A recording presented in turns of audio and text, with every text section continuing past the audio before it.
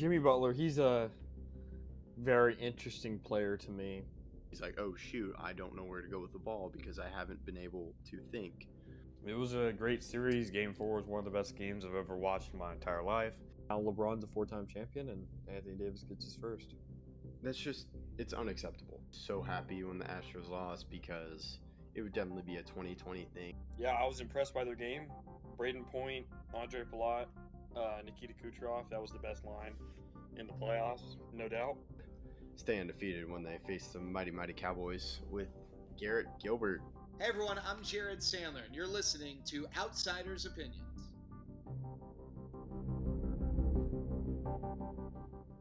What's up, y'all? Welcome to our NBA Opinions of the Week.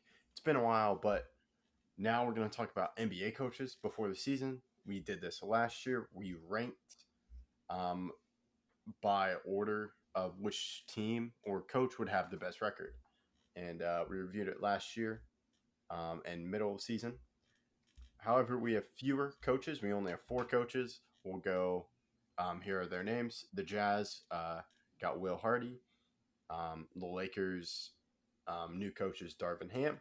The Hornets, a return of an old friend, Steve Clifford. And then the Kings, Mike Brown. So, do you just want to do this where one of us does all 4 because we don't have that many? Yeah. Okay, well, I'm going with Darvin Ham at number 1, Mike Brown at number 2, Steve Clifford number 3, Will Hardy at 4. What about you? Wow, so Darvin Ham number 1. So was that Darvin Ham, was that 4 or 1? That was 1.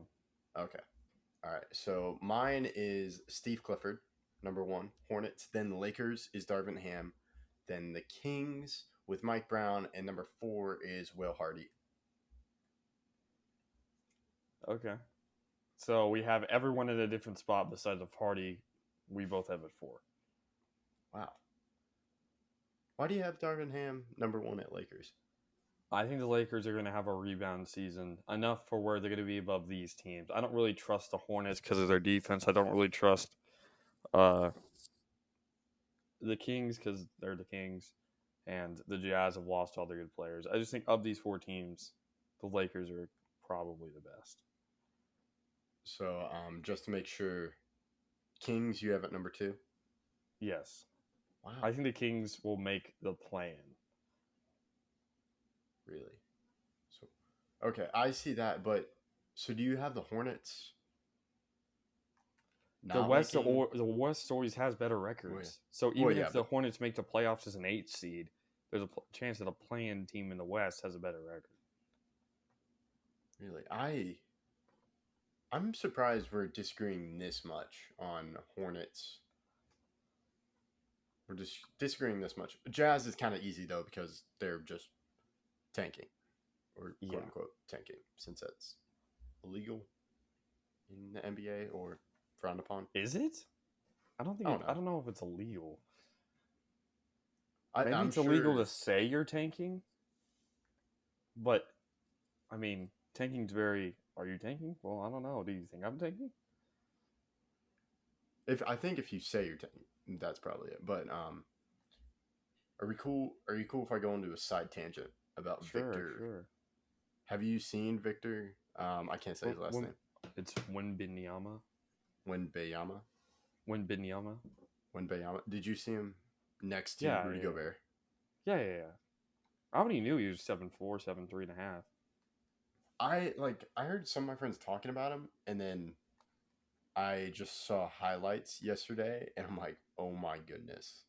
If a team's going to tank, this would be the year to tank, in my opinion. Yeah, I was discussing this with another one of my friends, talking about what is he worth? Like, what is the first pick this year worth? Like, what would you accept for it? And I was like, it would cost like 4 different firsts that are all high quality firsts, meaning like the Thunder. If the Thunder gave me 4 picks, I would need some of those to be the late Clippers after the Clippers are terrible, which will eventually happen. you would need it to be some of those Rockets ones. And maybe 2 others from this year and 1 from next year. But it would have to be at least 4 firsts just for a pick. But And a player. yeah, obviously. But your thoughts on that? What would you accept? Because I believe this in life. I believe this in everything. There is a price for anything. I fully believe that. But what is the price is the issue. I'm just going to hand it over to you. What's your price? It's going to be a very steep price. Like if let's go with the Thunder as an example. Almost like all the first round picks, a bunch of other picks, and then Look, give me like two you players. can't say all the first round picks because they have like 13. And to trade 13 picks for one person, that's an entire team for one person. 4 first round picks. I'll stick with 4 first round picks, and then give me like 2 of your top players. Well, let's say, for example, the Jazz get the first pick. This is the trade I would make if I was the Jazz to the Thunder who won them. I need, and I'm going to say some of these guys to get like money to work. I would need Giddey, 4 firsts, and Dort. And I think that's fair.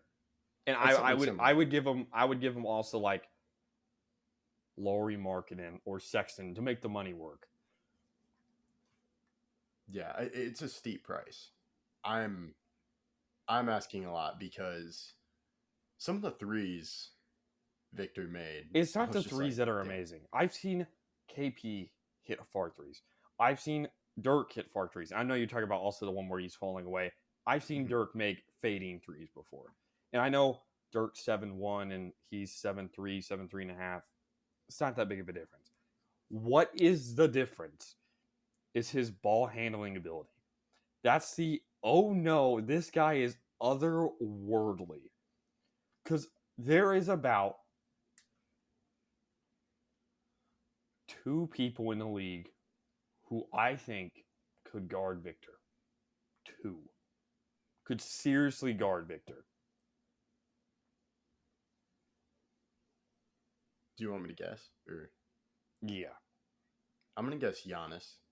Giannis is one of them. And now who's the second one? Kawhi? Well, Kawhi short. LeBron? No. I'm not going to be able Ben to guess Simmons. Ben Simmons. Okay. Ben Simmons is 6'9", 6'10", and you don't need to be the height of the guy to guard him. For example, Ben Wallace at 6'7" was guarding Shaq at 7'1", and was doing well enough to make him not be as good as he normally is. You don't need to be the same height. The issue is the 3 ball, where you do need the length, and I believe Ben Simmons is good enough and strong enough. Victor needs to put on mass. If Victor gets really strong, not like, maybe he doesn't need to be as strong as Giannis, but just stronger than he is, because right now he's just twigs. If he turns out to be not just twigs, I mean this when I say the league is over. I believe that, yeah. I haven't seen much clips of his ball handling, but when I saw him do those threes, I was like, dang. And I saw he was bigger than Rudy Gobert. I'm like, wow. He's not just bigger. He's way bigger. Or not bigger. Rudy's still stronger, but tall-wise, he's way taller. Way taller. And I already knew that. Yes. But Yeah, I was doing a the first rebuild. time. I was doing a rebuild with one of my friends. I think you know the friend I'm talking about. On 2K. I guess. And we did one where we were the Pelicans. The Pelicans have the Lakers' first pick next year. If the Lakers miss the playoffs and then the Lakers get the first pick, that's the Pelicans' pick. And we basically had a starting lineup for like 10 years that was easily the best in the league because we had Brandon Ingram, Dyson Daniels, Brandon Ingram, Herb Jones, or Trey Murphy, either of those, Zion, and Victor. And that lineup is, when I say unbeatable, I mean unbeatable. You can't do it. Zion is too strong.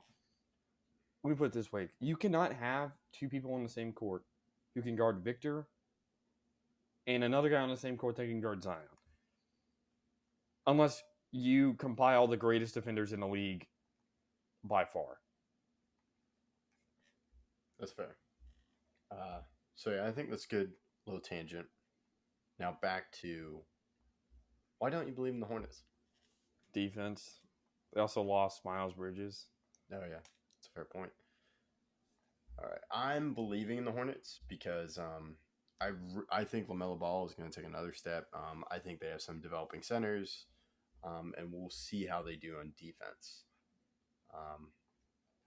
So yeah, so I think that's the most surprising thing to me is you don't because I'm higher on the Hornets. I'm also lower on the Lakers than you are. So probably the most surprising thing to me is the Lakers. Then I'm also shocked by the Hornets. I just don't think those other three teams are good enough to be better than the LeBron-led Lakers. And while you may say, but they struggled last year. They didn't even make the play-in. LeBron's not going to let that happen again. Because if it happens again, that's a detriment to his legacy. So my question to you, one more question, is give me a ballpark of where the Lakers end up. I go 7. Okay, that's kind of where I see him. 7, 6-ish, maybe 6-ish. A lot of things. Because I think there's going to be a move. I think the Hornets are going to be in the middle of the pack of the East. I don't know. I thought that last year and they fell off. I don't trust their defense at all. That's fair. So, all right. That's a short episode. I was a little scared when we went through the 4 names. It was just could just be a clip. But now we have an episode. Any final thoughts? No, nothing. I'm excited for the season. I'm more excited for next season to get to see Victor, but still a long time between then and now, and we'll see who gets the first pick. Yeah, one more note on Victor is, to me, like people were talking about Chet, and I'm like, I don't really see it. I can see Victor. Like, to me, if Victor reaches his potential, and even if he misses his potential, here's my question. 1 second, yeah. I have to interrupt you. No, what is his potential? I don't think there's a mark. He's one of those players like LeBron was when he came into the league, where you can't say he ever reached his potential because his potential wasn't on a stat sheet. You can't just say, oh, LeBron's going to average 25, 5, and 5. Well, LeBron for his career has averaged more than that. And to say that his potential is 25, 5, and 5, which would be insane, all-time great Hall of Famer first ballot, there is no mark. Again, we all thought the potential for last season, LeBron averaged 30. LeBron is one of the few players in the league that there is no potential mark. Like, there is no high water mark. Like, what is his potential? I don't see it. I think there could always be an argument that he never reached it. For LeBron, there always could be. Because there were some years there with the Cavs, his first year at the Cavs, he struggled a little bit. Only averaged 25, and they obviously lost to the Warriors after all these injuries. And you can see that wasn't the greatest season of his life. Also, his rookie season, he only averaged 20. I know I say only, but he could have done more knowing how good he became. There always could be the argument that he didn't reach his quote-unquote full potential. Because I believe, like I said, that there are certain players in sports that don't have a potential. It's just they're that good. You can't really say anything too crazy. So my thing with potential is like what we're seeing right now with Victor. Can he do that at the NBA level consistently? Meaning like averaging a certain amount of points or what? Just making plays. And like what I see him doing, like with LeBron, when he was in high school and he's just making incredible plays, can he make that jump to the NBA? Here's the thing about LeBron, and you're going to say, well, no joke. He's an NBA player. He's going to be better than his high school player. He's better than he is. Let me put it this way. He's better now against NBA opponents than he was as a high schooler against high school opponents. He has more versatility now than he does when he was a high schooler against high schoolers. LeBron was never averaging insane from three, ever. LeBron was never an insane defender normally because he had the ball in his hands the entire game. So they wouldn't put him on the greatest guy unless they were playing against Melo that 1 or 2 times. Okay. Do you see what I'm saying? Well, I see what you're talking. You're like talking about like future, like Victor in 10 years. I'm talking about Victor rookie year. Is he going to show flashes of what he's doing now?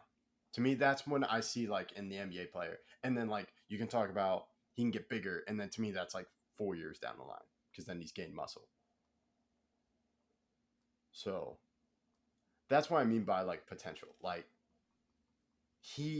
there are some things because he's better than the players now. But now when he goes to the NBA and faces a tougher competition, will he still have that level and even get better? That's what I kind of like. Because this with Chet, another really statement. Another statement that I just have to say. It sounds like a meme, but who gonna stop him? Who gonna stop him from doing the same thing? You could say that for like shorter players. Like if you're like, I don't know if Chris Paul's gonna be good in the NBA. Okay, because he's shorter. You don't know how he's going to fare against the competition. Obviously, Chris Paul is having a great career still and still playing well. But the statement remains, somebody could have stopped Chris Paul. If he was always getting pestered, which he always was, but not everybody can take that. You know what I mean? Getting hardly guarded every possession and having the weight of an organization on your head, all that stuff. But I don't know if there's anyone in the league consistently on every team that could stop him from being his potential. I don't see think you're anyone. gonna like this answer. Okay. Himself. I disagree. And it's just the fact that, let me put it this way. There have never been someone like him. So he has no one to live up to. There is no, he's like this guy. So he needs to be like that guy. If you said that about Kobe, I would fully agree. Because Kobe was always compared to Jordan. Same thing happened to O.J. Mayo. O.J. Mayo was called the next Jordan. There is a lot of pressure there. O.J. Mayo had some good seasons, but he was never even close to Jordan. With Victor, he doesn't have to live up to anyone besides himself. He is his own comparison. Do you understand what I'm saying? Yes, I get what you're saying. I believe that decreases the pressure because you have no one to live up to. There's no high watermark person that you need to compare yourself to every day. LeBron was even comparing himself to Jordan because he wanted to be like Mike. Always wore number 23. Wanted to win all these championships. Victor decides who he wants to be because there's no comparison. None. There is zero comparison to who his potential is. I see your point. I want to just make sure. My point is maybe he loses the drive. Maybe he doesn't put in the work. Maybe he doesn't go to the gym and get stuff and he slows down and he doesn't. To me, there are sometimes players, we'll see what happens when he gets into it. They face a challenge and they're like, okay, I'm good now. I don't need to do it. But to me, the players that make them great are, I'm going to keep getting better. And like you're talking about with LeBron could have stopped, but he didn't. He got better at 3-point shot. So that's my thing about, is he going to continue to play at a high level and put in that work on and off the court? So any final thoughts? It's like the second time you said that this video, but not really. I'm excited to see how he plays and how all of our coaches do this season, all the new ones, and see who wins our prediction video. Yes, and thank you for listening. Let us know what you think, and make sure to check out our other videos.